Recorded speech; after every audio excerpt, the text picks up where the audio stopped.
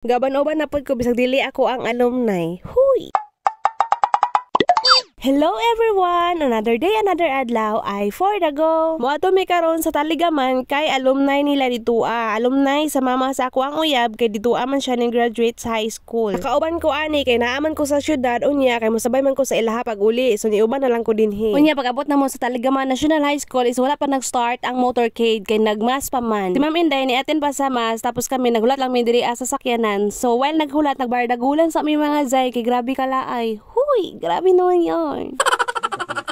Pag humanda yun sa mas, nanggawas na dayon sila, unya gitaod po dayon nila ni ilang tarpaulin sa ilahang sakyanan. So tarpaulin ni sa ilahang batch. Permi na lang gitaan ay makiapil makita na og mga alumni mga zay kay wala gitaon ko ka try og alumni. Sa ko ang elementary is wala pa, sa akong high school pod is wala pa po'y alumni. Sa college na ay alumni pero wala pod ko nakaapil-apil kay dili pa nako kaya ang registration fee. Huy, grabe naman yarn. Medyo lain pa gid atong mga tingog ron mga zay no kay wa pa jud ni nauli aning suba mga zay.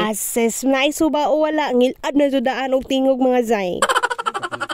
So ayun, nagsugod na ang motorcade mga zay no. Ang ilahang ruta ani is gikan sa Taligaman National High School pasulod sa Barangay Basag. Unya pag human sa Barangay Basag, balik na pud siya pagawas na pud paingon na pud sa Diuro. Medyo taas-taas ang ilahang ruta. Pag human sa Diuro is moadto na pud didto sa Ampayon. Unya tuyok na pud dayon, balik na dayon sa Taligaman National High School. So kataw-anon jud di kayo mga zay no kay syempre kasunod-sunod ra gid mi sa mga sakyanan nga naguna sa amo. Unya pag paingon sa Ampayon is wala mi balo og asa mo tuyok. So kami nang lapas mi tapos daghan pa gini sunod sa amo. Unya na pagi among gisundan nga niabot na gid sa CSU. Mo to murag nakabantay man mi nga murag na wrong turn man mi. So mao to namalik na lang gid mi sa Ampayon Market ra dai sila ning tuyok. Unya kami ning lahos. Pag abot na mo diri sa eskwelahan is nang naog pud ang uban na may laing sakay mga batch ni Ma'am Inday. Amo lang silang gihapit dinhi unya pag human magkuha na pud dayon mi sa ilahang mga pagkaon. Syempre dili pwede og walay pagkaon. So pag human na magkuha sa mga pagkaon gihatod na lang pud dayon